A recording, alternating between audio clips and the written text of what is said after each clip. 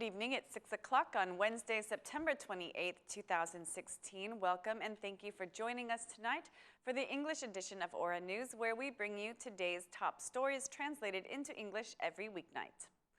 The government has adopted the financial package of partial costs for the judicial reform. The Minister of Finance declared after the meeting of the Council of Ministers that the government adopted an extra cost of 1.8 billion lek, which will be used for the salaries of new hire employees and partially for spending on the infrastructure of new institutions. The approved cost is only a part of the funds that the Albanian government has taken on, as the US and EU will also invest in the judicial reform. The financial package for the judicial reform, with a financial cost of 1.8 billion lek extra, is for elements that need to be approved in the Albanian justice system. The package will serve for increasing salaries, increasing the number of hired employees, and above all for the new justice institutions which will be set up, the Minister of Finance declared. According to the minister, the adoption of the judicial reform will have a significant impact on the economy, as it will strengthen Albania's image for foreign investors. According to the experts, the cost for the judicial reform is expected to reach 40 million per year. The Democratic Party has gathered enough signatures to appeal the vetting law in Constitutional Court. The law on transitional revaluation of judges and prosecutors, widely known as the vetting law, enters into power on October 8th. An Aura News journalist learned that during today's meeting of the Democratic Parliamentary Group, the DP chairman expressed his determination for the vetting law to be sent to the Constitutional Court. Even though the decision of Democratic members was unanimous, there were discussions over the issue. Sources say that some Democratic members have declared the Democratic Party is holding a fluctuating, unclear attitude regarding the vetting law. At the end of the meeting, the Democratic Party chairman declared that the opposition will use any legal avenue to reject the vetting law, which, according to him, was passed for criminal purposes. The DP chairman expressed the opposition's support for the civil society protest, which will be held on Saturday at 11 o'clock. Waste importing is a corrupt scheme. The Democratic Party will request a referendum to stop waste importation into Albania. Waste importing means the destruction of democracy, so we should all reject waste importation in Albania. The Democratic Party will use all instruments to reject the law. We will request a referendum in Parliament. Albanians feel betrayed that the mafia wants to import waste, declared the Democratic Party chairman.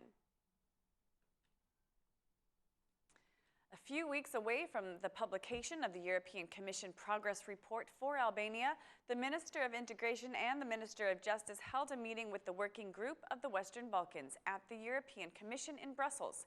The ministers spoke with the Working Group about the concrete measures taken for completing the 5 priorities, as well as with the progress of the judicial reform. According to the Minister of Integration, the consensual adoption of the judicial reform, which is key to opening the negotiations, will enable the transformation of Albania, stressing that Albania hopes for a positive progress report in autumn and awaits a recommendation for opening the negotiations. The Minister of Justice said that consensual amendments are a positive premise that guarantees the successful implementation of the judicial reform as one of the key priorities. The working group commended Albania's achievements and efforts for approving the judicial reform. Several months after it was established and after only one initial meeting, the Ad Hoc Commission for Electoral Reform resumed work. The commission adopted the agenda it will follow in the coming weeks. 2 co-chairmen agreed that the commission's work starts with the Democratic Party's proposal for electronic voting and counting, which is the main appeal for the new electoral code. The Democratic Party's co-chairman declared that this chapter should be reviewed first in order to be implemented before the upcoming parliamentary elections in 2017. We should reorganize the agenda of the Commission. The reform requires intensive and effective expertise. We should cooperate with foreign experts. We should have serious amendments adopted within this year. The opposition has prepared detailed proposals. Electronic voting and electronic identification of voters are needed, Mr. Bulakbashi said. Also, the Socialist Party's co-chairman of the Commission declared that the Socialist Party has the same proposal as the Democratic Party and that the Socialist Party has also requested electronic voting, saying, "The Socialist Party proposed electronic voting in 2011. We have no reason to reject electronic voting. Technology is the greatest enemy of manipulation. We should pass all amendments before December 20th. Many issues need to be addressed," said Mr. Bala, adding that the electoral reform guarantees immigrants voting in the coming elections. Meanwhile, the Democrat MP raised his concerns about the voters' lists, which according to him are degrading as in 2001 and 2003. The Ad Hoc Commission on Electoral Reform will gather next week to adopt the work's agenda. Two Socialist MPs have sent an official letter to the chairman of the Parliamentary Security Commission asking him for a special session regarding the recently publicized threat received by the Prosecutor General.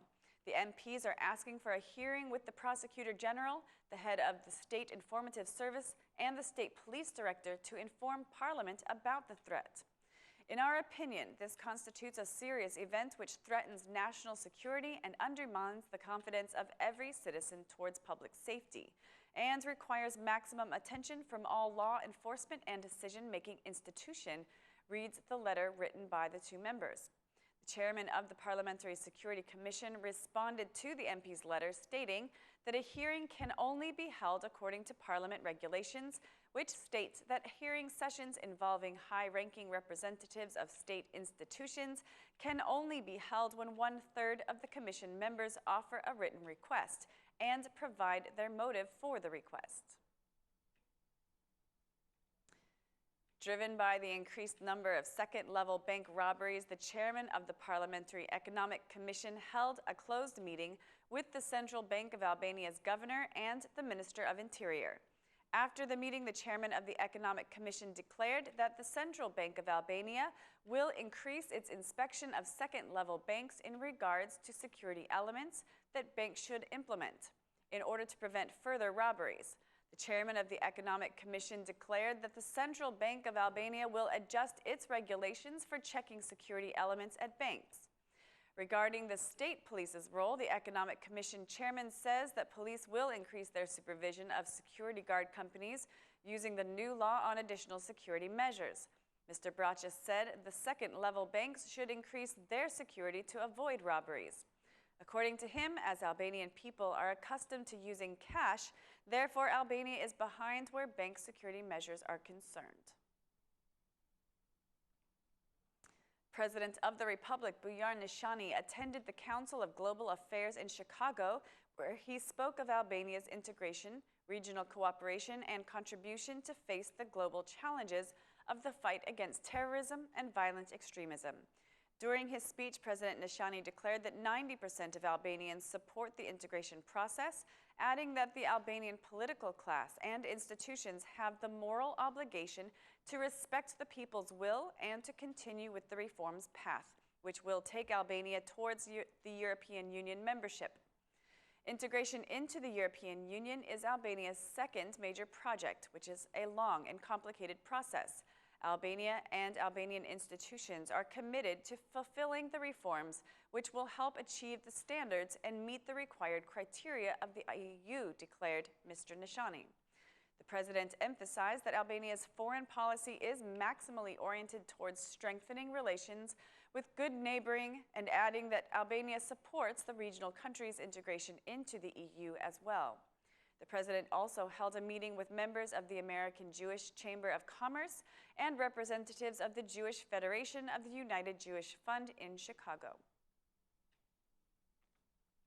That's all for our English edition this evening. Please join us again Monday through Saturday at 6 p.m. for your local news in English. My name is Mari, and on behalf of Aura News, thank you and good night.